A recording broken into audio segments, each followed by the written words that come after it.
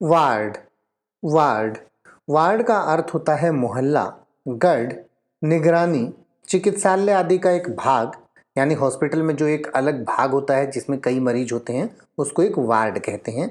रोगी कक्ष यानी रोगी के कमरे को भी वार्ड कहते हैं। अभिभावकता, संरक्षण में रहने वाला नाबालिग यानी कोई छोटा बच्चा किसी के संरक्षण में रहता है तो उसको भी वार्ड कहते हैं।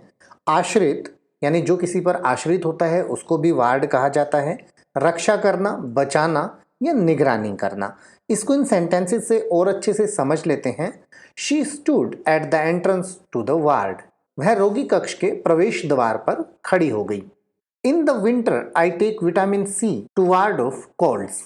सर्दियों में मैं सर्दी जुकाम से बचने के लिए विटामिन सी लेता हूँ। आप सर्दी जुकाम से बचने के लिए क्या करते हैं ये कमेंट करके जरूर बताइएगा। चैनल पर और भी वीडियोस हैं जिन्हें आप जाके देख सकते हैं। लाइक, शेयर और सब्सक्राइब करना बिल्कुल मत भूलिएगा।